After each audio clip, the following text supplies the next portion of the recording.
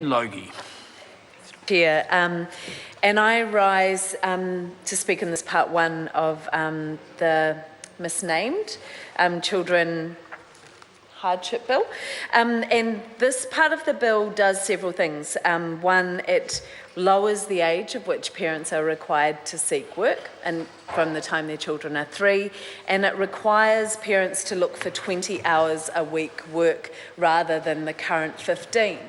And I do want to talk to several points around this, and I'll start with, though, I think a rather beautiful quote from the National Council of Women in the Select Committee stage of the bill, where they noted that they thought it was a form of insanity that perfectly capable parents are forced into low-paid work while a more expensive worker without necessarily better skills is paid to care for a child. That is what this bill does. It takes away parents' choices in parenting, pushes them into what is most likely to be precarious, low-paid work. That is, the evidence we had from the Council of Trade Unions was that most of the jobs that are available that they are likely to be eligible for of many of these parents are nighttime and evening jobs.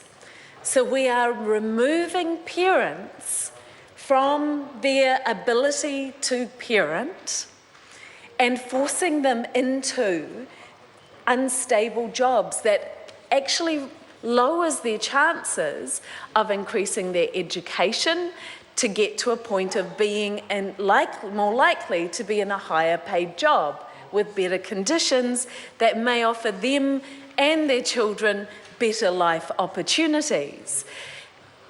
And I think the words of the Salvation Army was also quite telling on this point as well, where they noted that this is also forcing parents into work where there's an effective marginal tax rate of 80%. And they noted, in a way that I found so compelling, that really we are risking children of 3 and 4 years of age for such small return. And in their mind, that was irresponsible. And the Green Party agrees, that is irresponsible. That is not in the best interests of us as a society, and it is not in the best interests of those children. And as been pointed out earlier, I want to go back to another point around the way that this is often being discussed is the increase in hours from 15 to 20. As if, this is just another 5 hours a week. That's no particular necessarily big deal in people's minds. Well, except the fact that, as has already been pointed out, the additional travel time on top of that, particularly for those families in Auckland. But the key part for me is that 20 hours a week is the threshold that moves you off benefit. It moves you into dealing with IRD and not work and income. So as many parents have had the experience of being encouraged into these jobs and then finding out that their employer actually isn't so great when their child gets sick or they get sick more than the 5 days a year that they may be eligible to, and that they can't actually manage the needs of themselves and their employer and their child, and they need to leave that job. In the existing system, somebody wanting to transition back into the workforce maintains that attachment with work and income, that if it goes awry, they can go back to their case manager and have that conversation. And it's much easier to get that sorted out. Whereas now they're off benefit and they are dealing only with work in the Inland Revenue Department and their employer. So then they have to go back and reapply. And that sets up a whole degree of instability beyond what we have now. And that is incredibly risky. And what also this sets up is more potential for sanctions. because there are more requirements from the time the child is 3. This requirement to be looking for 20 hours work a week. And we hear from the government that, Mr. Chair, Jane Logie. thank you, Mr. Chair, that, well, if the work's not available, and the point that's being made here previously by Labour speakers is that these jobs aren't available. And the government, I've heard, reply to that, well, you know, well, if the jobs aren't available, then that's fine. They just need to be looking. This is about encouraging them and getting into the jobs. But there are sanctions that kick in that intermediary point that would not kick in without this bill. And for families where their youngest is 3 years old. And that is a big risk when we know in the 14 months, over a 14-month period, 88,000 people had had their benefit sanctioned.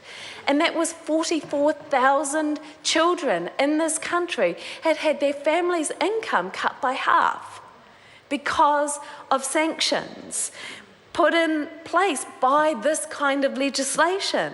And that the New Zealand Council for Christian Social Services pointed out that I think 2/3 of those sanctions were because somebody had missed an appointment.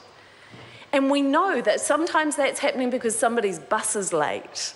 We know that's sometimes happening because somebody's been to a tangi or a funeral and have not been in the position where they're able and thinking to contact their caseworker or able to get through. And that caseworkers have caseloads of like 150 people. So I'm certainly not blaming the workers in this equation. It's about the system that we've set up. And the heart of what I'm saying is that we are risking the well-being of our children with these provisions. For what gain? Very, very little. Locking their parents into chances of lives of low-paid, precarious work and with little financial return. And I also want to point out that has also been noted that currently over 100,000 workers in this country are trying to increase their hours of work. That was evidence from the Council of Trade Unions. There are people in this country who have a job and are wanting more hours.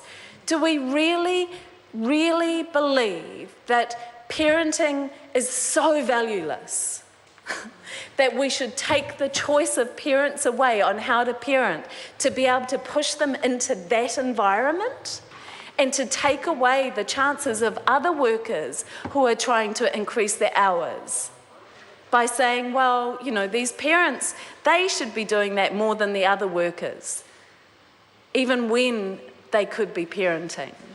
And I really have to remind this House again of the fact that there's international research that's indicative research in New Zealand backs up that 70% of these sole parents are likely to be leaving violent relationships. And I've worked in refuge and I've worked with the children who are coming out of violent relationships. And one of the things that I've seen time and time again in that situation is the children, different ways of responding. One of them is to be really, really angry with their mum and to be keeping on pushing back because they've taken on the messages from their dad. And to the time that's required to break that and to actually re-establish the trust, to be able to give that child a chance of having a future not determined by that violence is considerable. It is not going to be fixed within the 12 weeks of the work test exemption that's in place for domestic violence. And one of the other things that I've seen is where children don't want to leave the side of their mother. Every time she leaves the room, even to go to the toilet, they are worried. They are worried that somehow she is not going to come back. And when we are saying that these women who are trying to re-establish their lives and provide for their children in that situation have to stop and leave their children and put them into childcare and go into a low-paid job, we're not taking domestic violence seriously. We're not. We are not creating the conditions for us as a society to deal with what is an epidemic of domestic violence. We are doing an absolute discredit to ourselves and our children. And so many other initiatives will actually fail because... The Honourable Nanaia Mahuta.